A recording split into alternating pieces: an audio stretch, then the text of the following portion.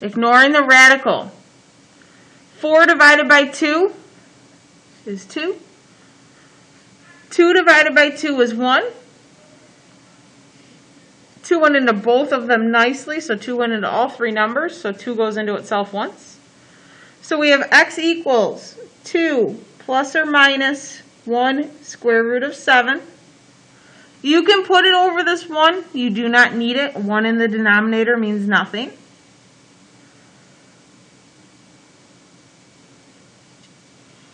Remember that means we really have x equals 2 plus 1 radical 7 and x equals 2 minus 1 radical 7. Okay, we get two answers, one with a plus sign, one with that minus sign. That's simplest radical form. Those ones are more time consuming. You're going to have 2 of these on your homework. But then we have this thing called nearest tenth. These are the nice ones. These ones are a little bit faster. Nearest tenth, nearest anything, tenth, hundredth, whole number, means that we're going to use our calculator.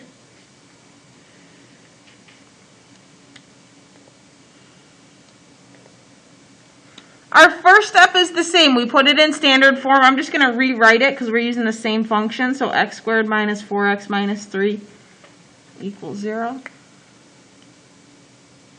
We would still identify all of our values. I know they're up here. I'm just rewriting it so you guys know what to do for homeworks and assessments. So A is still a 1. B is still that -4. C is still the -3. Nothing's changing. Using the same function. Our 2 would be our substitute and simplify. Substituting would mean write the original and this one. So I have x equals, I'm going to rewrite this just so we have it.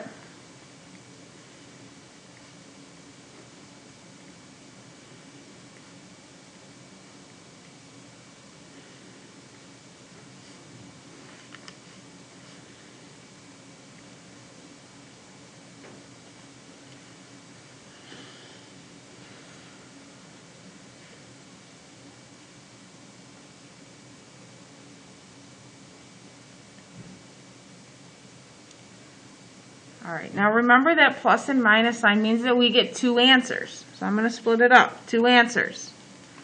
X equals and x equals.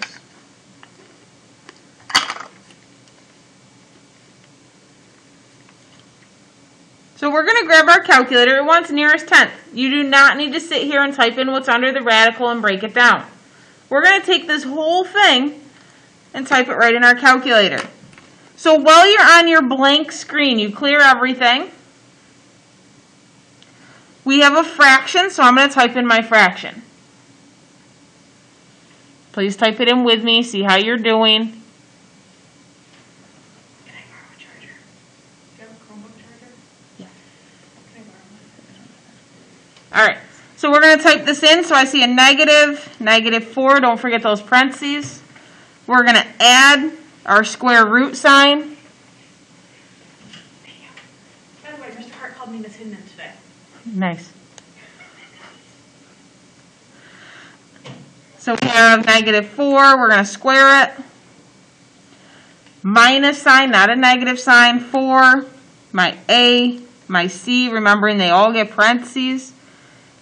Use our arrows to get down to the bottom. Use our arrows to get all the way to the right.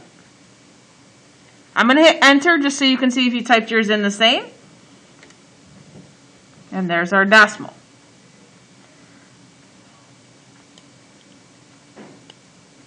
Now, just like the beginning of the year, you have to write the whole decimal before you can round it. So I'm going to go ahead and I'm going to write that down.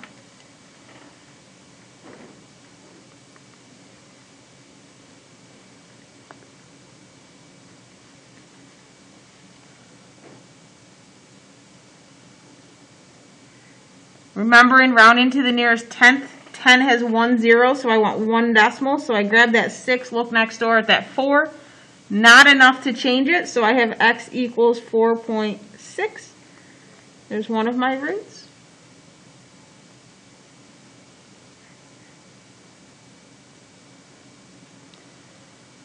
To get my other one, you do not need to retype this. If you use your arrow keys, highlighted in blue, hit enter. And then scroll through, use your arrows, and the sign in front of that square root sign was a plus. I want it to be a minus.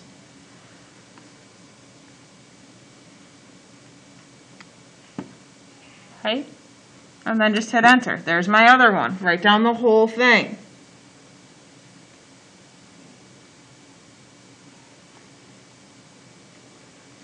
Again, nearest tenth means you grab that first one. We only want 1 0, so you grab that first spot, look next door.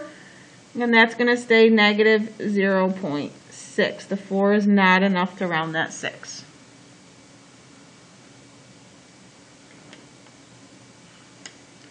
Now I want to show you guys something. Remember up here we had 2 plus 1 radical 7 and 2 minus? Just watch for a minute. You don't have to type this.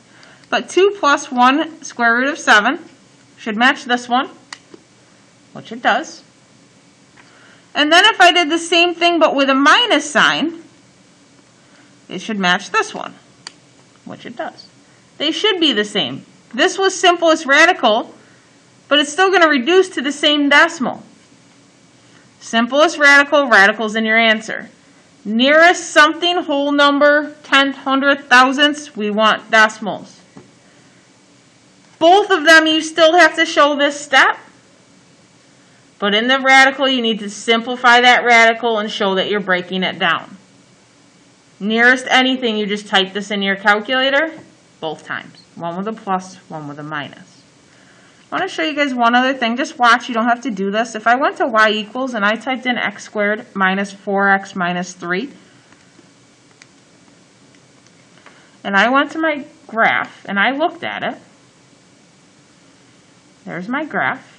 Remember that we're finding zeros right now. I could trace it or calculate it. I want to find a 0.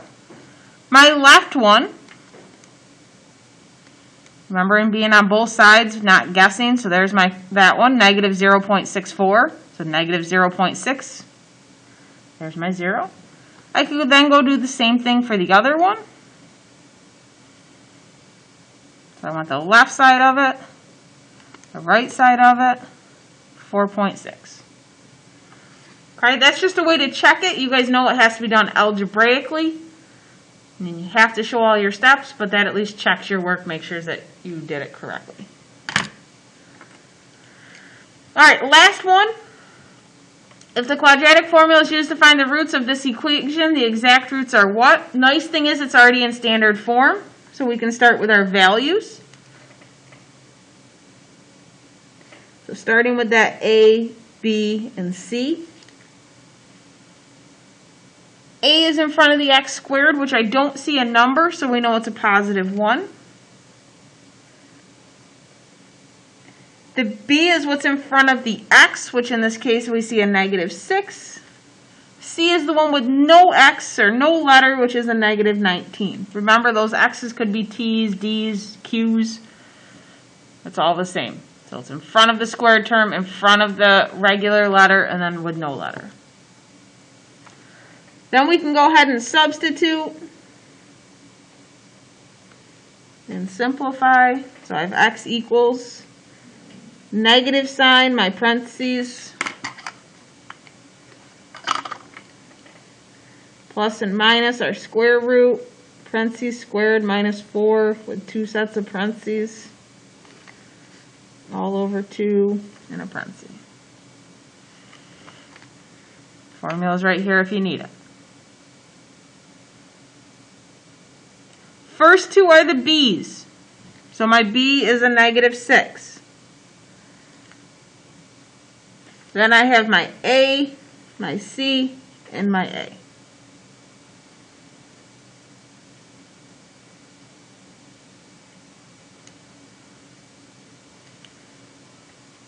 Clean it up. Negative 6, 2 negatives make a positive. And 2 times 1 is 2. this was me taking the Regents right now. Well, I would say, well, 6 divided by 2. All right, well, 6 divided by 2 is a 3. So I would look at each choice and say, well, I can't have a negative 3, so it can't be choice 2. Choice 4 is also a negative 3, so it can't be that one. I wanted a positive 6 divided by 2. Type in what is underneath the radical.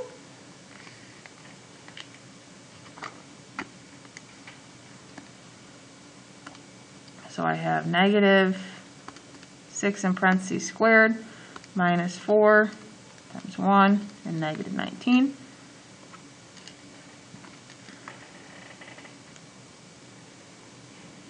Which gives me 112.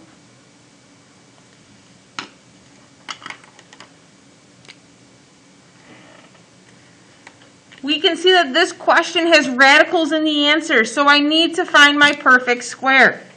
So x equals 6 plus or minus, make my 2 square roots. First one's going to be that perfect square. So I'm going to go to y equals, and I have 112 divided by x. I'm going to put that list up here again so we can all look at it. Find that error. 112, not on the list. 56, not on the list. Decimals can't be. 28, nope, still not on the list. 2 decimals. 16 is. 16 is going to turn into a 4, but my radicals are 16 and a 7.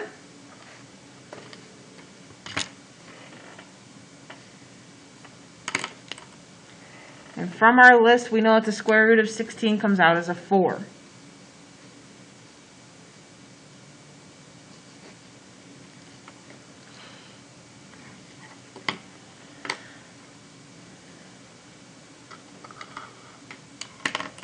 Last step is to simplify, reduce it, do your division, ignore that radical sign. So x equals 6 divided by 2 is 3. 4 divided by 2 is 2. 2 goes into itself once. So I have 3 plus or minus 2 square root of 7. But technically with this question, if you couldn't do this part and do the division, up here we knew that it was a square root of 7. We didn't have a square root of 14 anywhere, so this choice could have actually been eliminated and you were down to one choice before you even did this bottom 2 steps.